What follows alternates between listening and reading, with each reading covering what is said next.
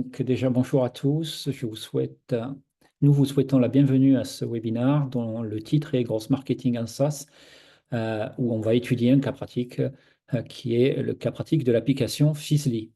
Nous sommes deux à animer ce webinaire. Alessia Alésia, donc qui est spécialiste en marketing digital et gross marketing, et moi-même qui suis spécialiste sur la partie stratégique du marketing et également gross marketing. Donc nous appartenons tous les deux à Route to Business, qui est un cabinet qui accompagne dans la démarche marketing et vente les éditeurs de logiciels, et particulièrement les éditeurs SaaS. Voilà. Donc, on va vous présenter le programme de ce webinaire. On va vous faire notre exposé pendant une vingtaine de minutes et puis ensuite, on prendra vos questions. Vous pouvez poser vos questions en utilisant la fenêtre de questions-réponses et pendant notre exposé et on répondra à vos questions à la suite. Voilà. Donc, en termes d'agenda, ce qu'on vous propose, ben, c'est déjà de faire une introduction sur le gross marketing et de rentrer directement dans la mise en œuvre du modèle AR, qui est le modèle qui porte le gross marketing, en s'appuyant sur ce cas d'étude qui est Fizly, qui est une application de comité d'entreprise externalisé. Donc, on a pris cet exemple parce que cette application se prête bien au gross marketing et on vous expliquera pourquoi. Et ensuite, on conclura justement sur qu'est-ce qui est nécessaire pour aller vers une démarche de gross marketing. Et ça sera notre conclusion. Donc, en termes d'introduction par rapport au gross marketing, le gross marketing est un domaine qui est transverse. Transverse, ce qui signifie, c'est qu'il va impliquer différents process chez un éditeur, le process de développement, le process bien sûr de marketing et vente, également le process de service, le process de service, et qui est centré sur l'expérimentation, c'est-à-dire expérimenter des actions pour atteindre certains objectifs, et donc c'est les objectifs qui sont importants de définir en fonction du contexte de l'application, et cette expérimentation va être basée sur des données qu'on va récupérer. Donc, c'est très centré également sur le digital, de façon à avoir pas mal de données à notre disposition pour valider la pertinence de nos actions et en envisager d'autres et corriger. Donc, la résultante en fait de cette approche de gross marketing pour une application SaaS, ben, ça va être d'aligner l'ensemble de ces services dont j'ai parlé, hein, développement, marketing et customer success, sur l'ensemble du parcours client. De ne pas mettre l'acquisition au centre comme le marketing digital le fait. Alors, bon, souvent, le marketing digital, ils sont centrés sur l'acquisition de nouveaux clients. Et les autres pans, c'est-à-dire le suivi, la relation client, notamment l'adoption de l'application, ce sont des pans qui sont un peu moins traités par le marketing digital habituellement, hein. Ça permet d'éviter les erreurs liées à des biais psychologiques grâce aux données et aux expérimentations. Et puis, ça doit permettre de faire croître le revenu en optimisant l'ensemble du parcours utilisateur avec ces données, justement. Voilà un peu, en termes d'introduction, ce qu'on peut dire sur ce qu'est et ce qu'apporte le gross marketing. Donc, il est porté par ce modèle AR qui est composé de l'acquisition, où on va avoir un utilisateur qui s'inscrit à une version gratuite, télécharge le logiciel ou demande d'être contacté via un formulaire de démo, de demande de devis, de demande de contact, si on n'est pas sur une offre freemium ou si on n'est pas sur une période d'essai gratuite. Il n'est pas nécessaire pour aller dans le gros d'être justement sur le modèle freemium, hein, le modèle freemium qui est une première version de votre application qui est gratuite sans limite de temps. Mais l'objectif étant de faire évoluer les utilisateurs vers la version payante de l'application. Il n'est pas nécessaire d'être sur ce modèle-là pour pouvoir aller vers le gros.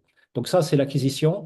Donc on verra que l'acquisition, ben, c'est déjà acquérir du trafic sur notre site Internet.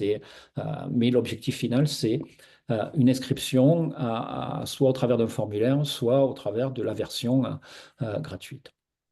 Deuxième pan du modèle gros, c'est l'activation. Et donc là, l'idée, c'est de faire percevoir la valeur du produit et que les utilisateurs l'utilisent, commencent à l'utiliser de manière active et perçoivent cette valeur.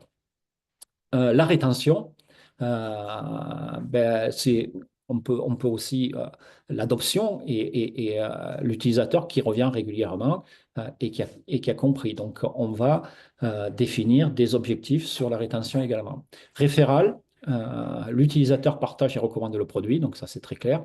Et revenu, soit l'utilisateur passe à la version payante, soit l'utilisateur va passer sur une version supérieure. Et donc, ce qui est important dans une démarche grosse, c'est de définir des objectifs pour chacun de ces éléments du modèle art. Alors, le cas d'étude qu'on va prendre à titre d'exemple, c'est Fizly. Donc, c'est une application de comité d'entreprise externalisé à destination des entreprises de moins de 50 salariés. Donc, les entreprises de moins de 50 salariés n'ont pas de comité d'entreprise. Ce n'est pas une obligation légale d'avoir un comité d'entreprise dans les entreprises de moins de 50 salariés et donc, elles n'ont pas de comité d'entreprise. Ce que propose cette application, c'est un comité d'entreprise externalisé ou partagé qui va proposer aux salariés de l'entreprise les avantages que vont avoir les comités d'entreprise. Alors, certains avantages que vont avoir les comités d'entreprise des entreprises plus grosses, c'est-à-dire une billetterie pour aller voir des spectacles ou aller chez Mickey ou aller à des prix, donc comité d'entreprise. Des bons d'achat auprès d'enseignes intéressants et remisés. La distribution de chèques cadeaux, ça c'est pour récompenser ses salariés sans être contraint à des charges sociales au travers de distribution de chèques cadeaux à ses salariés. Également, cette application a des fonctionnalités de réseau social d'entreprise et également un annuaire d'entreprise. Alors, ces deux dernières applications sont sur une version, une deuxième offre, hein, et les trois premiers éléments sont sur la première offre. Ce n'est pas freemium. Il n'y a pas de période d'essai gratuite aujourd'hui. Peut-être ça serait pertinent qu'il y en ait une sur Fizly. Mais en tout cas, ce n'est pas freemium. Donc, dès que quelqu'un veut utiliser et percevoir la valeur, il doit payer. Et le modèle de pricing est un abonnement en fonction du nombre de salariés de l'entreprise. Et c'est bien en lien avec la valeur que ça crée, hein, parce que la valeur créée par cette application, c'est en fonction, elle est proportionnelle au nombre de salariés de l'entreprise. Donc voilà un peu pour ce qui est Fizly. Et donc nous, on a réfléchi donc aux objectifs des différentes étapes du modèle A dans le cas de Fizly. Et donc pour l'acquisition, ça va être d'abord d'acquérir du trafic sur le site Internet, parce que c'est sur le site Internet que tout va se passer. Et donc on va mesurer le nombre de trafic qualifiés. Alors le volume de trafic qualifié, le volume de trafic déjà est qualifié, ça va se faire au travers d'un certain taux d'engagement que l'on va mesurer sur Google Analytics. Et puis, autre objectif de l'acquisition, ça va être de créer un compte entreprise. Donc, comment ça se passe sur Fizly? D'abord, c'est un responsable de l'entreprise, un manager de l'entreprise, soit le dirigeant, soit manager RH SIA, mais je rappelle que c'est à destination des entreprises de moins de 50 salariés. Donc la première étape, c'est de créer un compte au niveau de l'entreprise par ce responsable de l'entreprise. Et donc, la métrique, ça va être le nombre de comptes qui vont être créés, le compte entreprise qui est. Donc ça, ce sont des objectifs pour l'acquisition. Pour l'activation, maintenant, l'utilisateur premier, l'utilisateur responsable de l'entreprise, a invité un ou plusieurs collaborateurs. Donc, a invité ses collaborateurs, parce qu'il faut que les collaborateurs également créent un compte. Et donc, la métrique, ça va être le nombre de salariés utilisateurs par rapport au nombre de salariés dans l'entreprise. Quand il va s'inscrire, quand l'entreprise s'inscrit sur Fizly, il va spécifier le nombre de salariés. Et donc, il va falloir que tous les salariés aient créé ce compte et créé leur compte. Deuxième objectif sur l'activation, ben, les salariés utilisateurs passent commande sur la billetterie et les bons d'achat. Donc, utilisent les avantages fournis par Fizli. Et donc là, on va mesurer le montant acheté par salarié et par entreprise.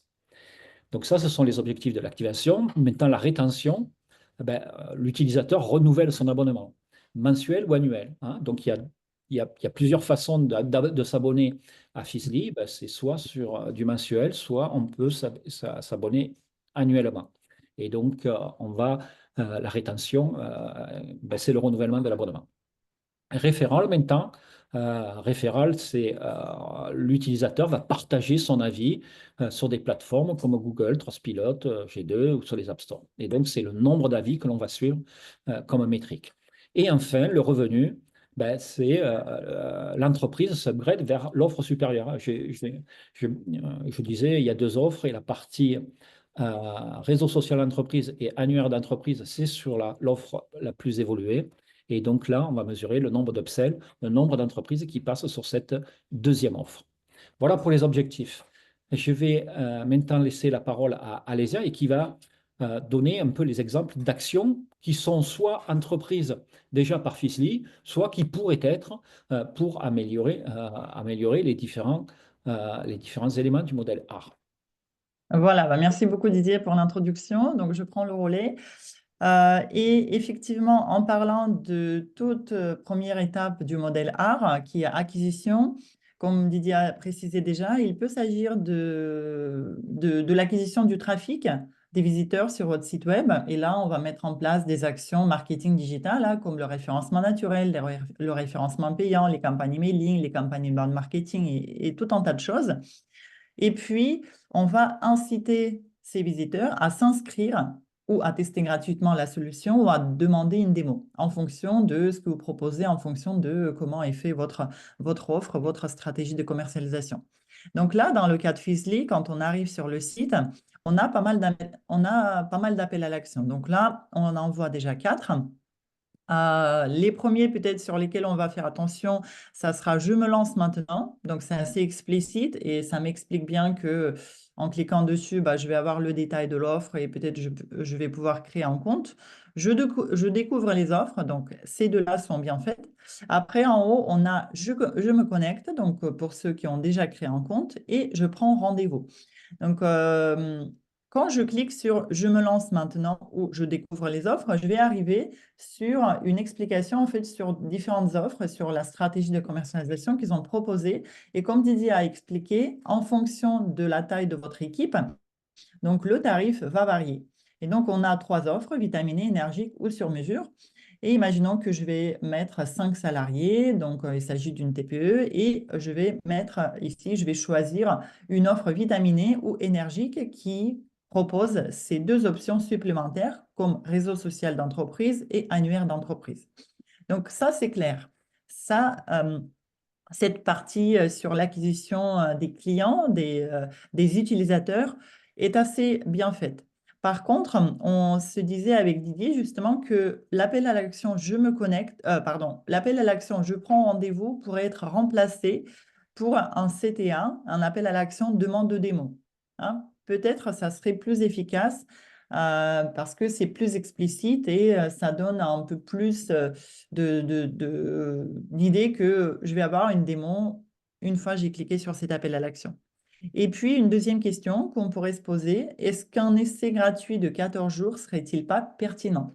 Voilà, donc il y a toujours cette idée d'essai gratuit qui peut être testé d'une application à une autre et peut-être cette question pourrait être posée également. Donc ça, c'est par rapport à l'acquisition du trafic et puis l'acquisition, dans ce cas concret, des utilisateurs. Voilà, donc Une... ce qu'on veut transmettre comme idée, c'est qu'aujourd'hui, Fizli fait un certain nombre de choses, mais il y aurait peut-être d'autres choses à tester, hein. Il y aurait d'autres choses à tester, c'est-à-dire le bouton demande de démo, l'essai gratuit de 14 jours pour voir si les gens qui font cet essai gratuit, qui créent un compte, convertissent ensuite, etc., etc. Donc, en fait, c'est un peu le principe du gross marketing, c'est de faire des tests et de tester différents types d'actions qui vont être mesurables derrière et nous faire identifier les choses les plus pertinentes.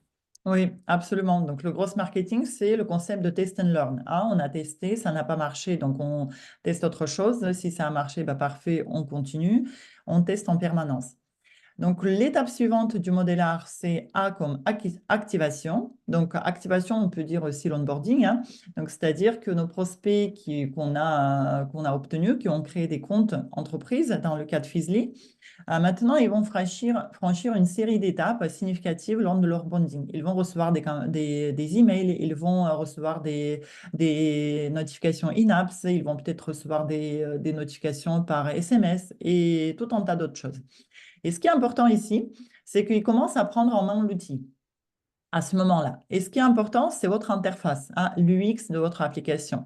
Si l'interface utilisateur de votre application est cohérente, pratique, compréhensible, alors le client aura son moment de vérité, on dit aussi wow moment, et sera prêt à continuer à utiliser l'application. Par contre, si effectivement l'INAPS de votre application n'a pas été bien réfléchi, n'a pas été bien conçu, l'utilisateur va se perdre, ne va pas comprendre la valeur vraiment de votre outil et va arrêter l'utilisation, va arrêter de se connecter et ne va pas renouveler son offre. Donc, si l'activation n'a pas eu lieu, effectivement, il faudrait comprendre à quelle étape, à quel moment ils ont quitté l'application et d'essayer d'améliorer cette étape-là. Voici quelques exemples d'activation que Fizly a mis en place. Donc, une fois le dirigeant ou le RH, le service RH a créé le compte entreprise sur Fizly, on a sur notre espace utilisateur, espace client, une incitation à l'invitation des collaborateurs par contenu in-apps et qui amène par exemple sur la fonctionnalité de créer des utilisateurs manuellement. Donc là, je vais rentrer manuellement mes collaborateurs un par un, ou j'ai la possibilité également d'importer un fichier, par exemple Excel, pour ne pas rentrer manuellement mes 49 collaborateurs. Donc ça, c'est la première chose. Après, ce qui se passe aussi au moment de l'activation, c'est que Fizly a mis en place un certain nombre de choses également pour encourager les clients à utiliser régulièrement l'application. Quand j'arrive sur mon espace maintenant en tant que salarié, une fois j'ai été invité par mon dirigeant, par exemple, j'arrive sur mon espace Fizly, sur mon compte Fizly, et j'ai accès à tout un tas de choses, à des bons d'achat, billetterie, etc. Et maintenant, j'ai aussi un chat de service client qui peut m'aider à choisir des offres ou qui peut m'aider à retrouver des informations par rapport à des commandes passées, etc. Donc, c'est-à-dire, on a un service client mis en place pour nous aider en tant que client, en tant que salarié, pour utiliser de plus en plus cette plateforme. On peut aussi mettre en place, et Fizly l'a fait également, donc des campagnes email et des campagnes SMS d'information sur les bons plans, des offres disponibles ou par exemple la date limite, des offres si jamais il s'agit des offres qui ont une durée de validité. Donc voilà, tout un tas de choses qui étaient déjà mises en place. Autres idées pour améliorer l'activation, ça pourrait être aussi des vidéos explicatives pour comprendre les fonctionnalités. Après, ça dépend vraiment d'une offre, ça dépend vraiment de votre offre SaaS, de qu'est-ce que vous proposez de votre application. Parce qu'il y a des applications qui sont plutôt faciles de comprendre le fonctionnement, et puis il y en a d'autres qui demandent vraiment beaucoup d'éducation, beaucoup de vidéos, des webinars, des contenus, des rapports, etc. Donc, dans le cas de Fizly, ils n'ont peut-être pas besoin des vidéos d'explication, mais d'autres solutions qui pourraient être peut-être un peu plus sophistiquées, un peu plus complexes pour d'autres marchés. Dans ce cas-là, effectivement, des vidéos explicatives pourraient être bien pertinentes pour comprendre les fonctionnalités. Euh, Ça peut être intéressant aussi de mettre en place une barre de progression. Dans le cas de Fizly, cette barre de progression pourrait indiquer le nombre d'utilisateurs salariés créés par rapport au nombre de salariés achetés, donc au nombre de salariés déclarés au moment d'achat de la solution, pour voir combien de personnes n'ont pas créé le compte et n'utilisent pas la solution. Donc, le chat in-apps pour aider dans la prise en main d'outils également est un bon outil pour l'activation. Des campagnes email pour rappeler d'inviter les salariés. Ça peut aussi être pertinent. Et puis, des appels clients si les comptes salariés ne sont pas créés au bout de 48 heures. Donc, voilà quelques autres idées pour améliorer l'activation dans le cas de Fizly ou dans le cas d'autres applications SaaS.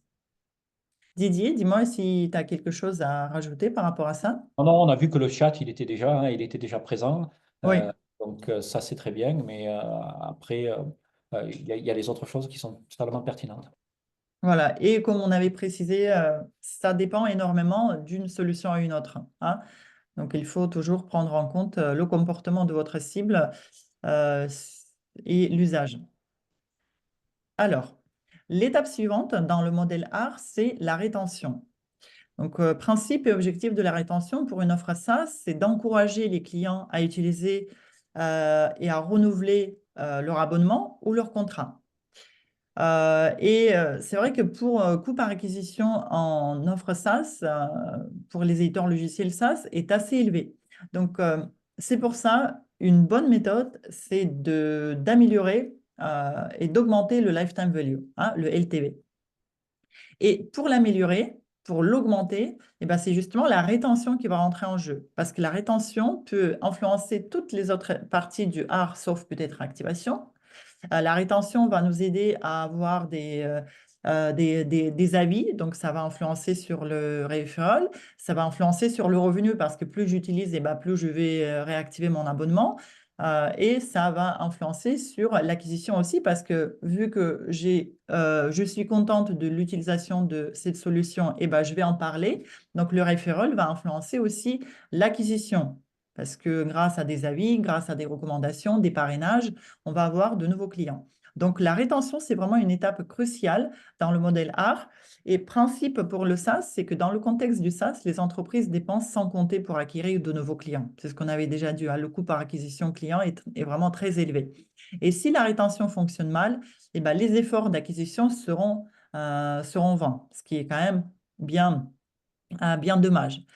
Alors que si l'éditeur ça arrive à conserver longtemps ses utilisateurs, et ben la rétention garantira la survie du business model et améliorera les capacités d'acquisition. Par exemple, via le referral, c'est l'exemple que je vous ai donné tout à l'heure. Donc maintenant, voyons dans le cas de Fizly, qu'est-ce qui a été mis en place pour travailler la rétention. Dans le cas de Fizly, la rétention, ça se traduit par le renouvellement de l'abonnement mensuel ou annuel par l'entreprise qui a acheté l'application. Et un rapport sur le montant des avantages obtenus par le salarié, ça serait un élément qui pourrait vraiment souligner le retour sur investissement. Une enquête Net Promoted Score où on demande de noter de 1 à 10 votre expérience utilisateur au sein de l'application. Donc, cette enquête NPS ça pourrait être vraiment très bénéfique et en se basant sur laquelle votre équipe Customer Success pourrait passer des appels téléphoniques pour ceux qui sont pas très satisfaits ou pour ceux qu'on va vraiment risquer de perdre. Voilà, donc ces étapes-là sont vraiment très pertinentes pour la rétention. Et autres idées pour améliorer la rétention, justement en parlant peut-être d'autres applications, d'autres marchés. Donc, ça pourrait être des guides, des aides ou des vidéos in-apps. Ici, je vous ai montré quelques exemples, par exemple des programmes d'éducation des clients grâce à des vidéos, tutoriels, des webinaires en replay, des formations en e-learning, etc. Le chatbot, la partie FAQ ou encore des forums communautaires, par exemple une chaîne Slack pour échanger avec d'autres utilisateurs et ainsi de suite. Voilà, tout un tas de choses qu'on peut mettre dans l'application, mais en dehors aussi, hein, pour des campagnes email, par exemple, pour aider l'utilisateur à prendre en main et à revenir régulièrement dans l'application. L'étape suivante, c'est le referral. Donc, le referral, on peut le dire aussi recommandation. Donc, ça, c'est très simple, hein. Les utilisateurs de l'application qui apprécient suffisamment votre produit vont en parler et vont inviter ses proches, ses collègues, ses collaborateurs à tester ce produit, ce logiciel. Donc, effectivement, si vous avez réussi à passer cette étape, l'utilisateur va revenir régulièrement et va recommander votre application. Donc, à ce moment-là, il faudra mettre un certain nombre de choses pour encourager justement les utilisateurs qui sont contents à recommander votre produit. Hein, parce que naturellement, même si un utilisateur est content, il ne va pas par lui-même aller recommander, c'est rare. Hein, c'est vraiment très rare. On a plus de facilité à aller mettre des avis négatifs que positifs. Donc, c'est pour ça qu'il faut mettre en place un certain nombre de choses pour encourager les utilisateurs à laisser des avis. Et ça peut être fait par emailing, mais aussi par des notifications in-apps. Voici, dans le cas de Fizly, ils ont mis en place un certain nombre de choses pour collecter les avis, par exemple sur App Store ou sur Google Play.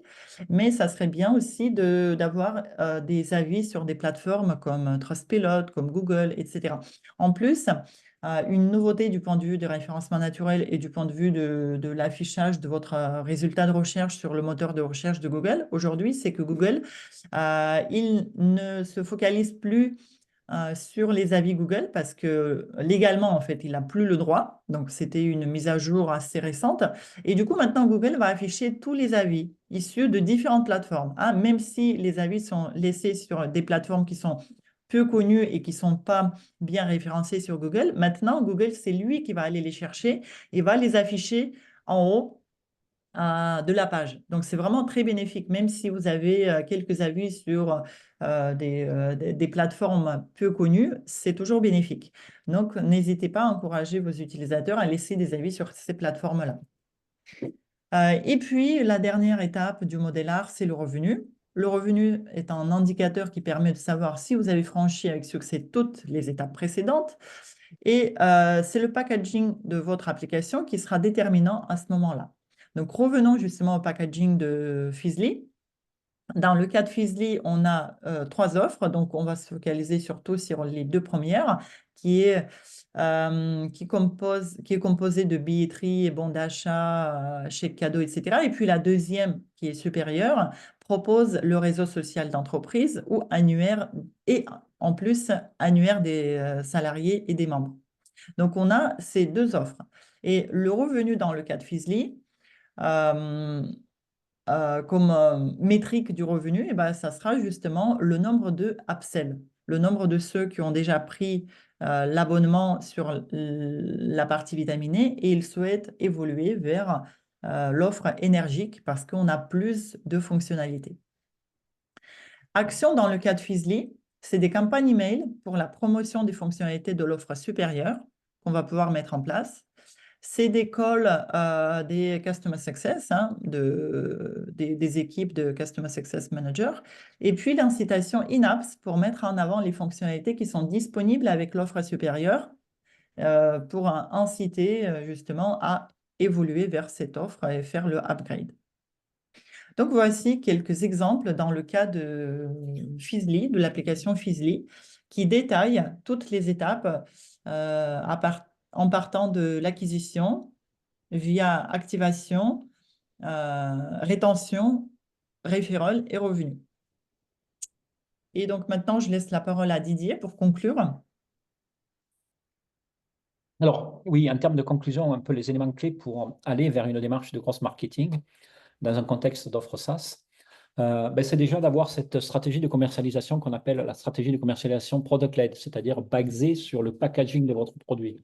Où l'idée, c'est d'avoir un premier package qui demande un investissement en argent et en temps le plus bas possible. Et c'est surtout d'ailleurs en temps, hein, en temps pour percevoir la valeur le plus bas possible. Donc, on n'est pas obligé d'être sur du freemium ou période d'essai, comme je le disais au départ, mais il faut avoir ce packaging qui permet d'avoir un premier package qui est relativement facile à acheter pour une entreprise. Donc, c'est ce qu'on appelle une stratégie de commercialisation guidée par guidée par le packaging de votre produit. Donc, ça, c'est la première condition. La deuxième condition, c'est d'avoir vraiment un site Internet qui est centré sur la conversion avec des call to action, avec des formulaires pertinents. Donc, c'est d'avoir fait un travail sur son site Internet qui est important. C'est également, alors pas forcément dans tous les cas, mais dans la majeure partie des cas, en B2B en tout cas, c'est d'avoir cette fonction Customer Success. On met cette remarque parce qu'elle n'est pas implémentée chez tous les éditeurs SaaS, donc, et elle est vraiment importante pour les éléments, pour l'adoption, pour la rétention, pour la partie revenu, pour un certain nombre des éléments du modèle art, la fonction Customer Success est extrêmement importante. C'est aussi d'impliquer le développement, hein, que le développement soit impliqué dans cette démarche grosse, euh, parce qu'il est nécessaire de disposer de cette possibilité et des ressources pour mettre des aides et guides in-apps, parce que à partir du moment où on va avoir quelqu'un qui va avoir créé un compte, il va falloir l'accompagner in-apps pour pouvoir le guider et qu'ils perçoivent le plus rapidement possible la valeur de votre solution. D'identifier des objectifs mesurables pour chacune des étapes du modèle AR. Donc ça, c'est vraiment le point de départ de la mise en œuvre du gros. C'est par rapport à notre contexte, sur chacune des étapes, identifier des objectifs qui sont pertinents et qui sont atteignables. Et puis, c'est tester, itérer différents types d'actions permettant d'atteindre ces objectifs. Euh, voilà un peu ce qui est nécessaire pour aller vers une démarche de grosse marketing et ce qu'on pouvait dire en conclusion. Donc voilà, on est prêt à prendre vos questions. On a un peu débordé, j'avais dit 20 minutes, on en a fait 30. Donc on a un peu débordé dans notre exposé. Si vous avez des questions, n'hésitez pas les, euh, à les poser. Pendant que vous réfléchissez à vos questions, ben on a une formation chez Route to Business de grosse marketing dans un contexte SaaS que l'on délivre, qui est une formation de 2 jours, hein, qui se fait en présentiel ou à distance. Aujourd'hui, on ne l'a qu'en mode intra-entreprise, c'est-à-dire pour une entreprise euh, avec plusieurs personnes, puisqu'il est nécessaire d'aligner les services hein, et d'avoir des personnes qui sont peut-être product owner ou product manager, mais aussi marketing, mais aussi CSM, pour essayer de mettre en place cette démarche grosse. Et voilà, donc si vous souhaitez avancer un peu plus rapidement dans le gros, on vous conseille de suivre et de suivre cette formation. Voilà. On a une première question qui est arrivée. Voilà, j'ai une première question. Oui, je vais la prendre parce que ça concerne mon domaine. Alors, Ouais. merci Nadège pour la question. Donc, concernant les avis qui sont remontés par Google, peu importe les plateformes, pourriez-vous préciser, s'il vous plaît, où ces avis sont-ils affichés et dans la fiche Google My Business? Merci. Oui, tout à fait. En fait, quand Google voit différentes plateformes qui vont collecter les avis, donc pour vous, dans ce cas-là, il va les afficher. Il va afficher déjà une note globale sous la fiche My Business. Et à côté, donc, il y aura, s'il s'agit de effectivement différentes plateformes, dans ce cas-là, il y aura un encart Google, un encart Trustpilot, etc. Et en cliquant sur chacun, on va voir les avis qui étaient collectés donc, par ces différentes plateformes. Donc, c'est vraiment bien remonté maintenant par Google. Et c'est bien visible dès qu'on tombe sur cette page de résultats de recherche. Et est-ce pertinent de multiplier les plateformes pour les avis? Pour un éditeur logiciel, non, je ne dirais pas que c'est vraiment pertinent de les multiplier de trop. On va dire que c'est pertinent d'en avoir au moins deux, trois. Google, Trustpilot.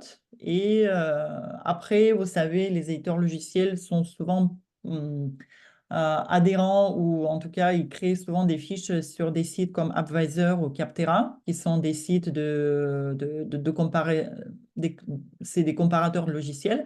Et ces avis, en tout cas, si jamais vous avez des avis sur ces plateformes AppVisor et Capterra, peuvent aussi être remontés par Google. Il faut toujours viser quand même des plateformes sur lesquelles notre cible va aller naturellement pour laisser son avis. Si on a vraiment le comportement B2B, alors on ne va pas se focaliser sur Google, mais plutôt peut-être sur Trustpilot. Donc, si on a une présence internationale, on peut aller vers des plateformes comme G2. Voilà, ça dépend vraiment, mais il ne faut pas avoir trop de plateformes non plus. Deux, trois, ça suffit largement. De rien, Nadège. Donc, n'hésitez pas à poser vos questions dans la partie QR ou dans la partie discuter.